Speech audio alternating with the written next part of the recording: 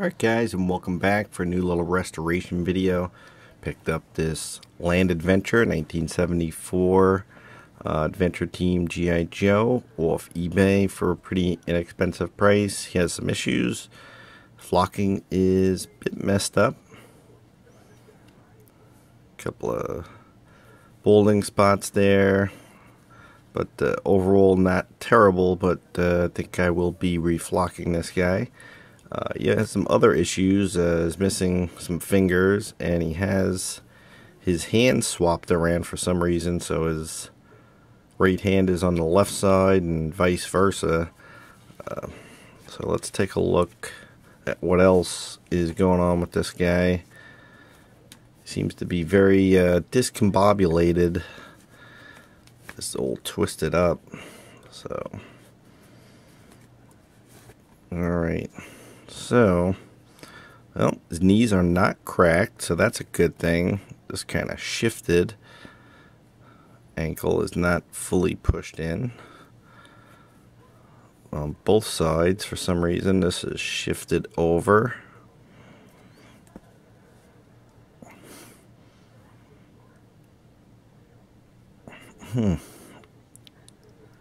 Alright. So that's back in place. All the joints do seem to be pulled out a bit, which is a little weird. I guess they maybe did that to switch the hands for some reason, not really sure. Oops. Alright. But definitely going to have to address the hands because you can see they do still have some flexibility, but if you look closely, looks like they're splitting. Yep, on the inside there as well. And they're also, missing fingers. So I do have replacement hands for this guy. So I'll replace his hands, remove his flock, and clean him up a bit. He's a little dirty. Not terrible, but he's got a little bit of dirt on him. So, yep, that's it for this guy. So and get started, and I think we'll start with the hands. Alright, so picked up extra hands a while ago on Cotswold. These are the Geiper Man hands if you're looking for them. They do sell out quite quickly because these are the preferred replacement hands for Kung Fu Grip. So when you see them in stock and you restore G.I. Joes, I would recommend picking up a few extra. They're pretty inexpensive, but again, they sell out pretty quickly. So these should make a perfect replacement for his worn out hands. Very flexible, and it's the same style of connection. So let's see, you pull these out. So pull the hand out. If they're dry rotted, you can heat them up a bit to get them off the peg, but these are still pretty soft, so it's not really an issue. I made the mistake once when I was restoring this guy, this Sea Adventure, of heating up the new hands before putting them on, and I ended up melting a pair. So these you shouldn't have to heat up. You should be able to get these on without doing that. And if you do heat it up, just be very cautious. But as you can see, this takes a little effort to get them worked over the peg. And there it is. So that's on there. That's a replacement hand. It pops right back on, and that is repaired. So it's a nice easy fix. So do that for the other side as well.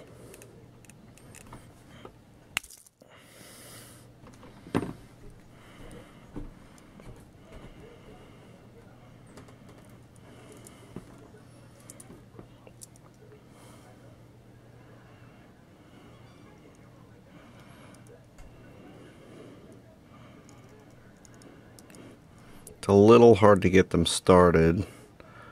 But once you do, it's just a matter of finagling it. So there it is. It's also nice and tight.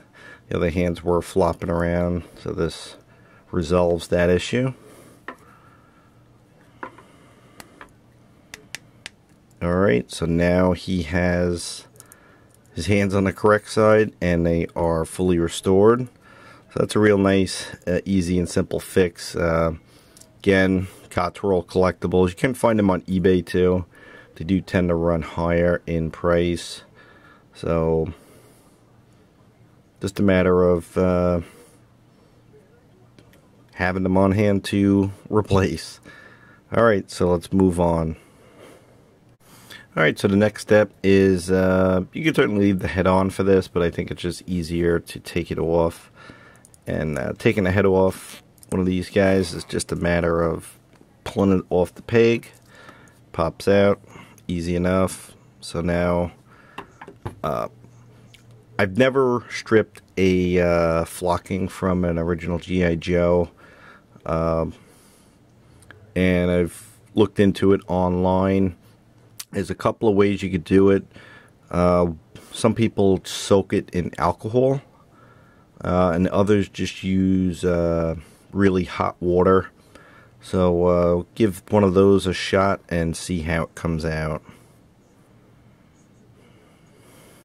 Alright, so I removed all the flocking. I did at first try the boiling water, and it did work. It got, you know, some good chunks off, but it was very difficult to continue in that route. So I did switch over to the alcohol dunk, and that did tend to break down the glue that was holding it a little better.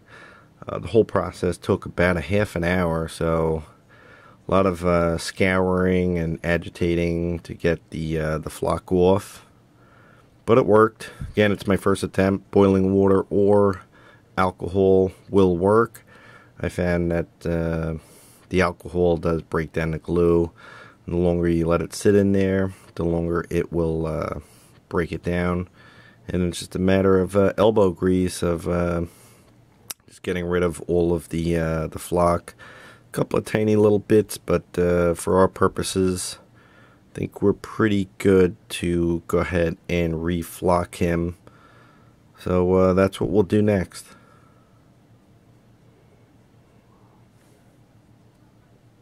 Alright, so it's been about a week since that last cut. I did order in some more flock from Just Flock It.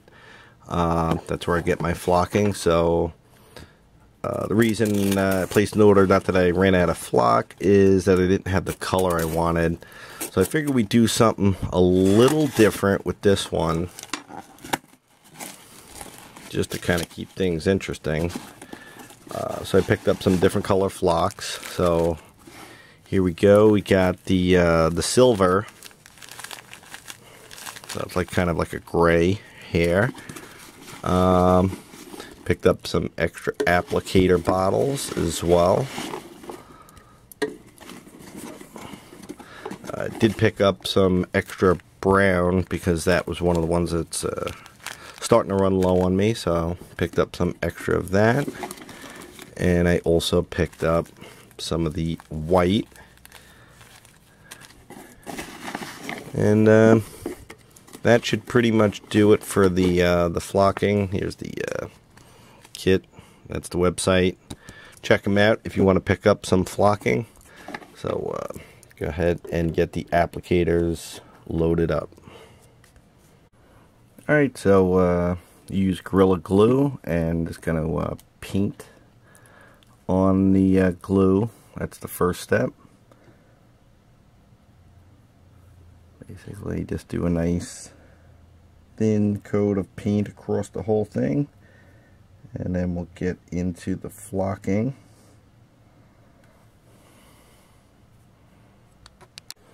Alright, so it's all painted on there. I'm just going to shake up the flock. And I made a special mix. See if you guys like it.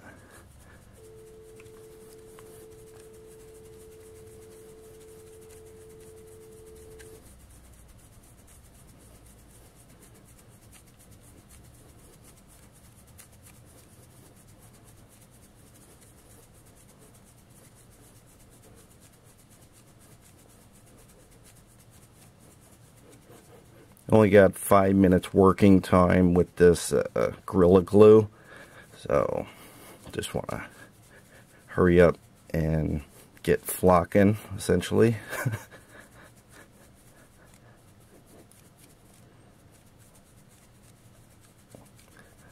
So what I did with this particular mix is I mixed the silver with the brown and a pinch of the white as well to kind of give a blended look. I didn't want just straight up silver.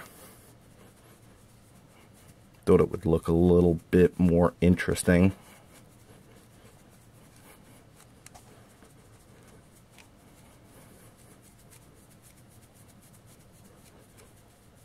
Definitely want to do a liberal coat. Don't want to have any light spots or bold spots, so be generous.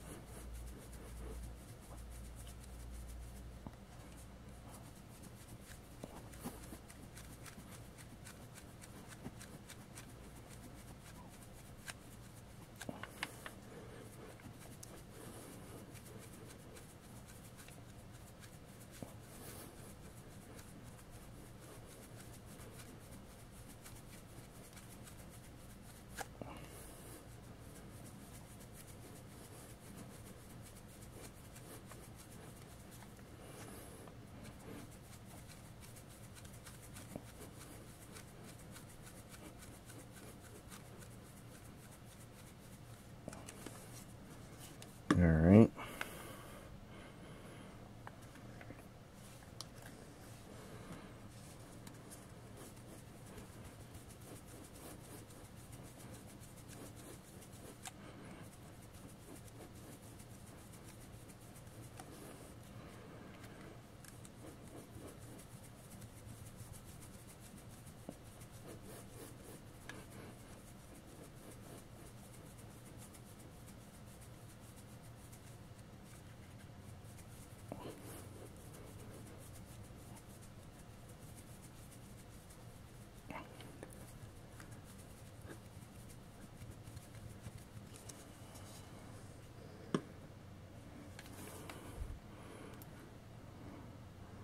Coming along pretty well, I think. Alright, just thought I'd give you a quick look while it's drying. So I just finished with the flock application and it's currently drying, so just thought I'd give you a look at it. Of course, we'll come back after it's fully cured. But like I said, I blended it with brown, white, and silver. So it gives it a little bit more of what I think is a more natural look than just a straight up silver or white. It gives it a little bit more realism. Not a ton of the brown shows through, but it's in there, as you can see. But I'm going to go ahead and give him 24 hours to fully cure, and we'll continue on from there. Alright guys, so here it is complete, the restoration of the 1974 Land Adventurer. So you remember how it started, and I turned him into a custom Arctic adventurer. Take a closer look at him. I think he turned out pretty well. The blend of brown, white, and silver hair I think turned out pretty good. I did intend for a little bit more brown to be showing through, but in the end I think it worked out.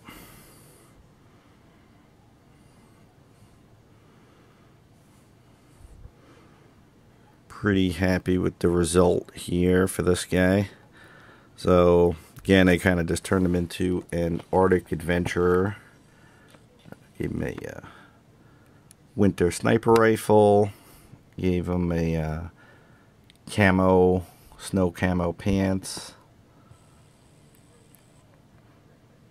Some regular plastic black boots. Black hoodie. Wanted to go for a real simple design.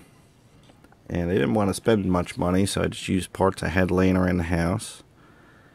And I did give him a little knapsack.